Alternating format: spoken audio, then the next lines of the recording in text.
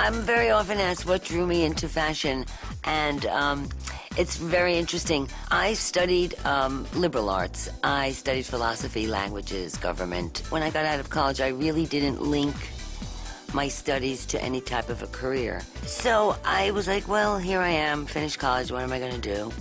And I saw an ad in a newspaper, and it was to be in retailing, a junior executive or something like that. I must have been about, I don't know, 21 or something. I responded to the ad, and what made me go there was because I thought, well, this is easy and I can do it.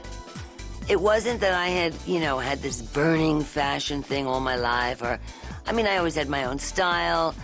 I was always, you know, my own person, but believe me, I was not thinking about a fashion career or anything. I worked for 2 different companies for about a total of 3 years. I kind of learned the retail business, the fashion business. I liked it, I could do it. And then I went into my own business.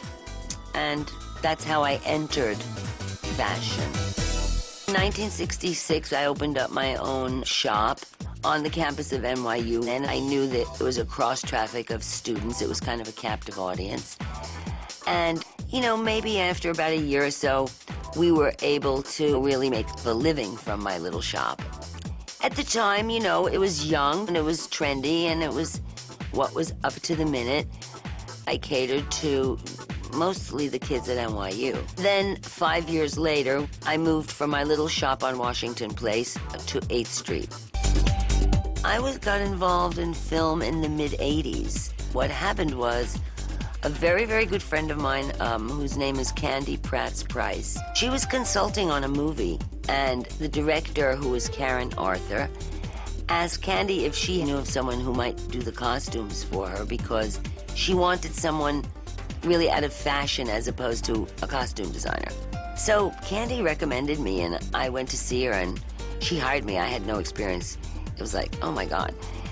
There was a little scary moments, but you know, it all came through in the end. I became involved with The Devil Wears Prada strictly through David Frankel. He wanted me to do the movie, and of course I wanted to do it. I had worked with him many times before and enjoyed it. I love working with him. I love his demeanor. He's a great guy and a really creative and a beautiful personality. Devil Wears Prada obviously is a movie that takes place in the world of fashion. And it's funny because there were tons of clothes in the original script, but then David started writing montages, and every 5 seconds it's another coat, and it's another coat. And Annie Hathaway, who started out with about 45 changes, I think in the end had 65 or upwards of that. So, you know, the wardrobe demands were growing as this movie was unfolding. There was a huge amount of wardrobe. And we got the clothes all kinds of ways. We borrowed them, we rented them, we bought them. I took David to Paris for the couture. Right before we started prepping was the couture time. And I said, come on, let's go to Paris, because you're gonna be shooting all this, and it's a great opportunity. I mean, I know many of the designers, and I said, we'll go and we'll promote the movie, and we'll talk it up, and we'll get some clothes, and you'll see what goes on, and you'll see what you'll be shooting. He was like, what do I have to wear when I go to a fashion show?